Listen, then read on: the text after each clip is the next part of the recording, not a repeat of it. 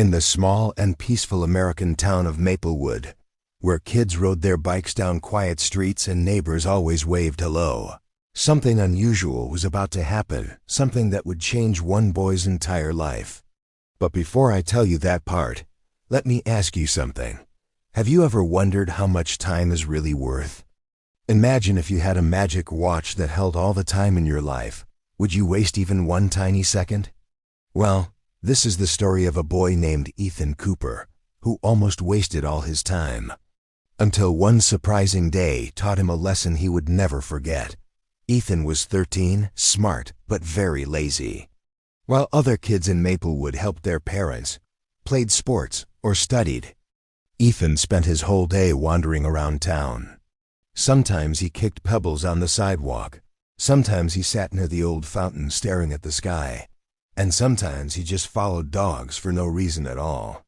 He didn't like chores, didn't finish homework, and didn't care about anything, not even when his dad reminded him gently. His father, Mr. Cooper, was a kind and hard-working man. Every morning he left early for his job at the local hardware store, and every evening he came home tired, but still smiling. But deep inside, he was worried, very, very worried. He loved his son more than anything, yet he felt afraid that Ethan was wasting all the time and opportunities life had given him. Mr. Cooper tried talking to him, tried encouraging him, even tried giving him small tasks, but nothing worked. Ethan would just shrug and walk away. Kids in town noticed too. "There goes Ethan again," they would whisper, watching him wander around like a bored puppy. Adults would shake their heads and say, "Such a good boy, if only he used his time better." But Ethan never cared. At least, not until one morning when his father stepped out of his room with a strange look in his eyes. That was the day everything began to change. The day Ethan's father decided to teach him a lesson, but in a way so clever that even you might be surprised by what happened next. The next morning, when the sun was just peeking through the kitchen window and birds chirped on the fence outside, Mr. Cooper called Ethan with a calm but serious voice. Ethan walked in slowly, still sleepy, expecting another lecture. But instead, his dad pointed to the old wooden cupboard in the corner and said, "Ethan, buddy, there's a watch inside. Bring it to me." Thinking it was just a simple task, Ethan opened the cupboard and found a dusty silver watch old enough that the numbers were fading. He handed it to his father, who turned it over in his hand thoughtfully. Then he said something unusual. "Take this watch to town and ask everyone how much they think it is worth." Ethan blinked. "Just ask people? That's it?" Mr. Cooper nodded. "Yes. Go on and listen carefully to what they say." So Ethan put on his sneakers, zipped up his hoodie, and headed out into Maplewood's small marketplace. He walked to the grocery store first, where Mr. Thompson, a tall man with glasses, was arranging apples. "Hey, Mr. Thompson," Ethan said shyly, holding out the watch. "How much do you think this is worth?" Mr. Thompson squinted at it and shrugged. Maybe $10. It looks old." Ethan thanked him and moved on. Next he stopped by the skateboard park, where a teenage boy spinning tricks looked at the watch and laughed. "Dude, this thing? Maybe $15? Tops." Ethan rolled his eyes but kept going. At the toy store, Mrs. Patterson said, "It's cute, maybe $8? Everywhere he went, people gave a different number. Some low, some a little high, but no one agreed. By the time Ethan got home, he felt even more confused. "Dad," he said, dropping onto a chair, "everyone said a different price. No one knows how much it's worth." Mr. Cooper only smiled gently and said, "Thank you. Now put the watch back in the cupboard."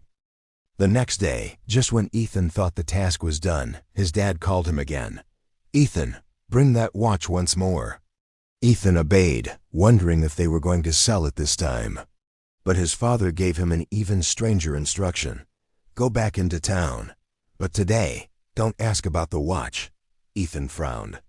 "Then what do I ask?" His father said calmly, "Ask people how much the time inside this watch is worth." Ethan's eyes widened. "The time?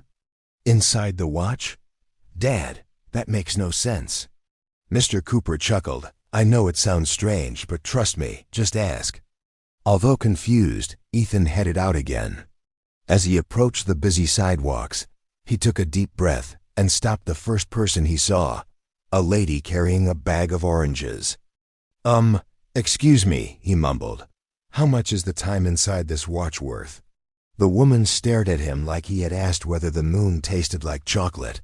The time? Inside the watch? Honey, are you okay? Ethan's face turned red. People passing by snickered. A group of boys laughed and one yelled, Ethan, what kind of weird question is that? A grumpy old man on a bench waved him away. Stop bothering me with nonsense. Every response made Ethan feel more embarrassed. Kids pointed. Adults shook their heads. One even said, Time? You can't buy time, kid. Ethan's chest felt tight, and for the first time, he wished he hadn't listened to his father. He almost turned back home until he noticed a tiny watch repair shop at the end of the street. The sign read Harold's Fix-It Shop. The shop looked old, quiet, and filled with dozens of clocks ticking softly inside. With a mix of hope and fear, Ethan stepped in. The little bells on the door chimed gently. Inside, an elderly man with white hair and thin glasses was repairing a clock. Ethan swallowed hard and asked his question one last time. Sir, how much is the time inside this watch worth? The old man paused. He didn't laugh. He didn't look confused. Instead, he lifted his head slowly and smiled kindly, as if he had been waiting for someone to ask him this for years. He patted the stool next to him. Sit, son. Ethan sat, surprised by the man's gentle voice. The shop was filled with clocks of all kinds, big ones, tiny ones, fancy ones, all ticking differently, like a room full of heartbeats. The old man, Mr. Harold, held the watch carefully and said softly, Time is something no one can buy. You can pay millions of dollars, but you cannot buy even 1 second of life back once it passes. Ethan felt his heart drop a little. The old man continued, Time has one bad thing and one good thing. The bad thing is, it keeps moving forward. It doesn't wait for anyone. And the good thing is, you get to choose how to spend it. Rich or poor, grown-up or child, we all get the same 24 hours every day. He looked in. A deep silence filled the shop.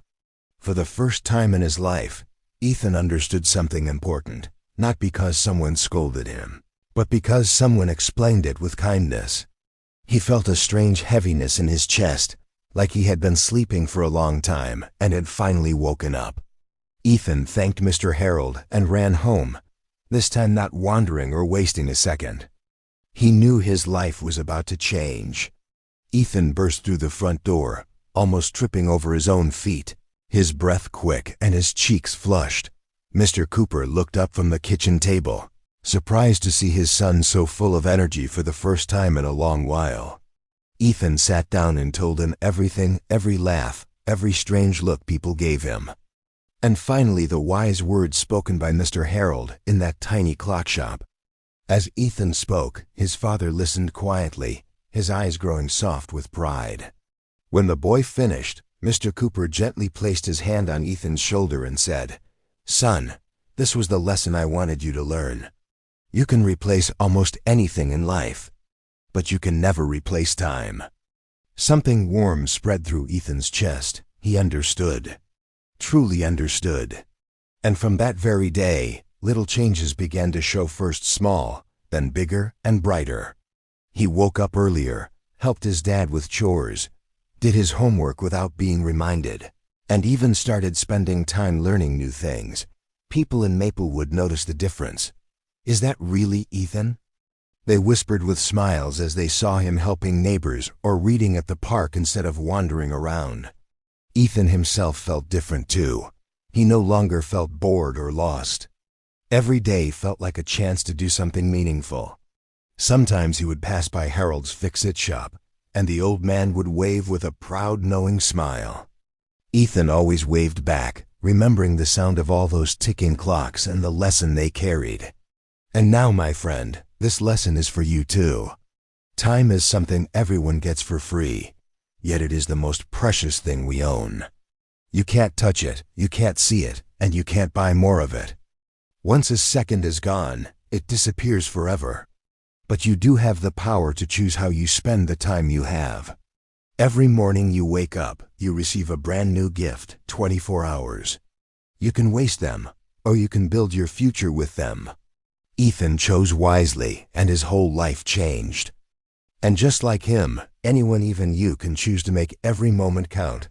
So remember this: time is priceless. Don't let it slip away. Use it with care, use it with joy, and use it like it truly matters. Because it does.